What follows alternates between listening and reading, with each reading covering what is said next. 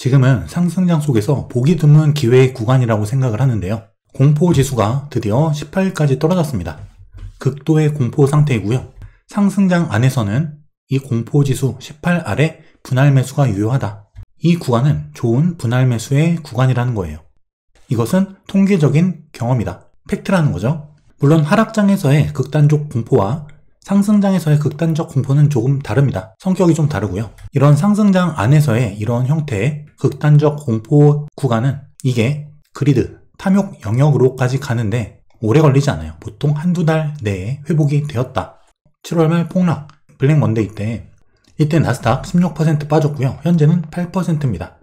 이때와 이때가 유사한 공포지수가 나타났던 때인데 주가 하락률은 다르죠. 지금이 오히려 주가가 많이 더 올라온 상태이기 때문에, 그리고 단기 급락과 함께 지금 신용이나 미수, 자 이런 레버리지를 쓰는 개미들이 늘어났습니다.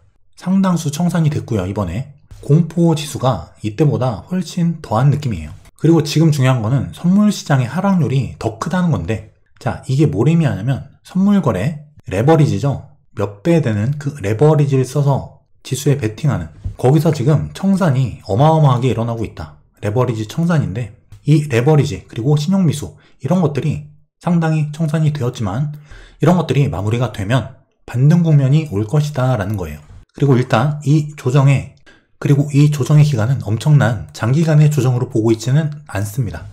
그리고 지금 엔비디아가 실적 발표를 했는데 올랐다가 뒤늦게 빼고 있죠. 조정의 구실인데, 자 이것도 뒤에서 한번 살펴볼게요. 공포는 우물입니다. 우물에 빠진 거예요. 그 안에 있을 때는 우물밖에 안 보이죠. 아무리 둘러봐도 컴컴한 우물 벽밖에 보이지 않는다.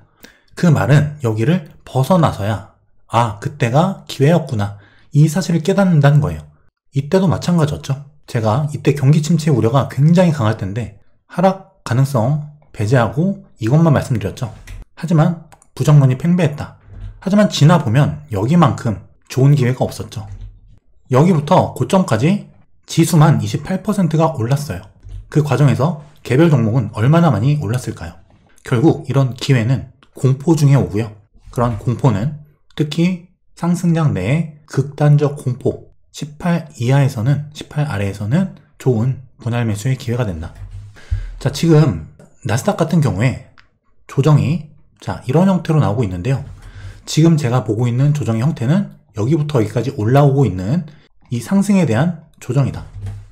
이에 대한 조정이 아니라 저 밑에서부터 올라온 상승에 대한 조정이라는 거죠. 기존 시나리오보다 좀 더 큰 범위, 조정이 범위가 넓어진 것이고요. 하지만 그렇다고 시즌 종료이냐? 그 말이 아니죠. 조정 범위의 문제인 것이지 그것이 시즌 종료를 의미하진 않는다. 자 이럴 때는 우리가 어떻게 하는 게 좋냐면 조정 범위를 가격이 아니라 기간으로 가져가면 편합니다. 지금 기간적으로는 어느 정도 상당히 시일이 좀 지났거든요. 가격이 얼마나 더 빠지냐가 아니라 그냥 이 정도 기간 지나면 조정 끝나 있겠다. 이런 형태로 보는 것이 마음도 편하고 좋다는 거죠. 그리고 S&P 500 같은 경우는 현재 기술적 반등 가능권이기도 합니다.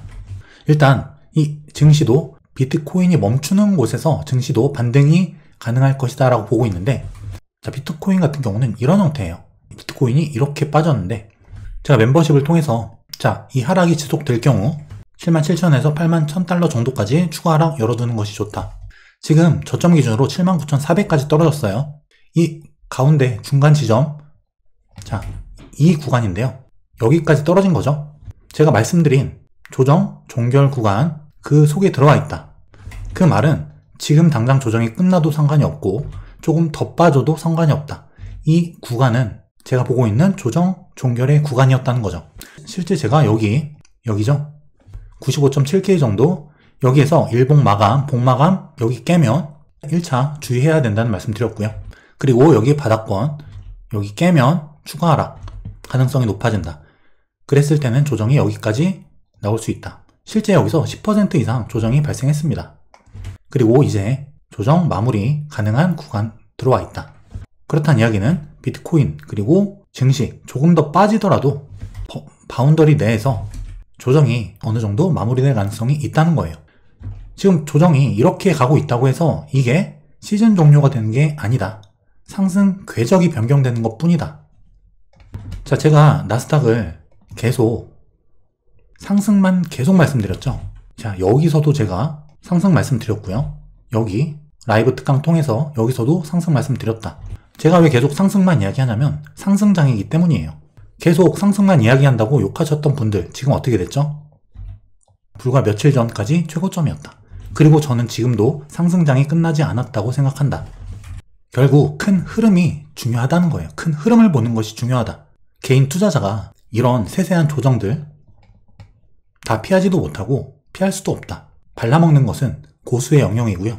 다만 주요한 구간들에서 어떤 투자 판단을 할 것이냐, 그게 중요한 거예요. 그리고 큰 흐름이 제가 흔들리지 않았던 이유는 가능성에 근거한 투자를 하는데 그 가능성이 굉장히 많았기 때문이고 확신이 있었기 때문이다.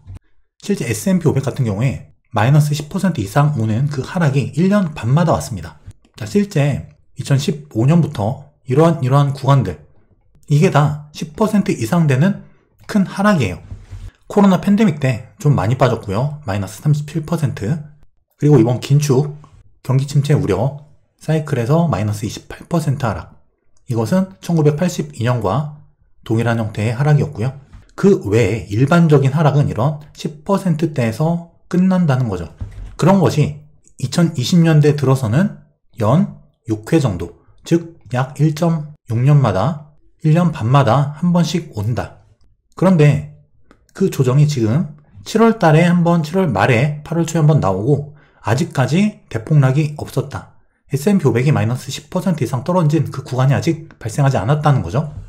하지만 그 최근 6개월 전에 그 조정이 한번 나왔기 때문에 지금 바로 나오기보다는, 즉 지금 조정에서 S&P 500이 이렇게 10% 이상 빠지는 그런 조정이 지금 오기보다는 조금 더 시간차를 두고 올 가능성이 있다. 상승 랠리가 끝나면 올 가능성도 있고요. 그 전에 한번 조정이 오면서 올 수도 있겠지만 지금은 아닐 것으로 보고 있다. 지금은 S&P 500 마이너스 4.9% 하락입니다. 자, 그리고 시장은 관세 그리고 엔비디아 이런 우려를 바탕으로 조정의 구실을 만들어냈는데 과연 그럼 엔비디아가 못했을까? 자, 실제 이번 실적이고요. 실적은 보시다시피 계속 올라간다. 매출 그리고 컨센서스를 얼마나 상회했느냐. 전부 다 상회했다. 시장의 예측보다 실적이 더 잘 나오고 있다는 거죠. 지금도 여전히. 게다가 젠순왕, 블랙의 신제품 수요 놀랍다. 신제품도 잘 나가고 데이터 센터도 이상이 없다. 데이터 센터도 어느 정도 서프라이즈입니다. 이번에 마이크로소프트발 AI 수요 둔화, 공급 초과 이런 보고서 때문에 한번 조정을 또 주었지만 이것이 기우임이 드러난 엔비디아 실적이었고요. 데이터 센터 여전히 잘 나가고 있다. 게다가 신제품이 좋다. 근데 지금 시장에서 문제 삼는 것은 마진율이 떨어졌다는 거예요. GP 마진, 매출 총이익률 이게 70%로 떨어졌다. 75%에서. 물론 좋은 게 아니죠. 영업이익률도 다소 떨어졌다. 하지만 여전히 높은 수준이고요. 이 마진이 떨어진 이유는 자, 구제품에서 신제품, 블랙엘로 넘어가는 과정에서 나타난 마진율 감소이다. 불량률, 그리고 생산 규모 때문에 발생하는 그 비용 효율성 차이 이런 것이 마진율을 줄였다. 하지만 엔비디아 젠슨왕도 그랬죠. 이거 중반기, 하반기 되면은 마진 회복한다. 다시 70% 중반 회복할 것이다. 사실 이런 정도의 그 이유가 근거가 있는 마진 하락은 시장이 이렇게 발작할 정도는 절대 아닙니다. 시장이 조정을 주기 위해서 붙여낸 조정의 구실이라는 거예요. 숫자는 다 괜찮았다. 다만 지난 예전처럼 그리고 팔란티어처럼 실적 때마다 이렇게 서프라이즈 이런 느낌이 아니어서 그런 것이지 분기 매출액 추이도 줄어들고 매출액 성장 추이가 일단 줄어드는 게 보여지니까 시장이 우려를 한 것인데 우려할 만한 수준이 아니다. 그냥 숫자 다 좋았고요. 성장률만 다소 둔화된 것이 보인 것이다. 마진율이 조금 떨어진 것들. 하지만 다 그렇다 할 이유가 있었다. 그리고 엔비디아 선행 PER을 보면 박스권이에요. 아주 비싸서 막 이렇게 된 상태가 아니라는 거죠. PER 횡보라는 것은 실적이 받쳐주는 장세라는 것이다. 팔란티어처럼 그런 오버슈팅이 나와야지만 PER이 오버슈팅이 되는 것이지 엔비디아는 오버슈팅이 아니다. 팔란티어는 PER이 200배가 넘었었죠. 210, 220 이렇게 PER이 급등했는데 엔비디아는 아니라는 거예요. 그리고 말씀드렸다시피 팔란티어에서 나온 그런 오버슈팅은 이후에 중소형주나 타 빅테크주 그런 종목들로 전이가 될 거예요. 아직 끝난 게 아니라는 겁니다. 자, 다음 주 월요일 3월 3일이죠. 밤 9시에 무료 라이브 특강을 할 예정입니다. 2025년 기회가 오는 이유, 파동으로 보는 증시 현재 위치, 제가 항상 말씀드리는 증시의 현재 위치, 이 5파동의 한 가운데인데 지금 우리가 이 5파동 중에 어느 위치에 와 있는 것인가, 제가 보는 파동 관점에서 증시 현재 위치를 말씀드릴 거고요. 그에 따른 25년 투자 전략, 그리고 반드시 엑시트해야 하는 시기, 여기에 더해서 파동 강의까지 진행이 될 거예요. 영상 아래 고정 댓글 보시면 신청 링크가 있거든요. 그 신청 링크 클릭하셔서 양식 작성해 주시고 카톡 단톡방 입장하시면 거기서 담당 매니저님께서 도와주실 겁니다. 거기서 공부 자료 그리고 특강 공지 받으시면서 기다려 주시고 3월 3일 월요일 무료 특강 9시에 뵙겠습니다.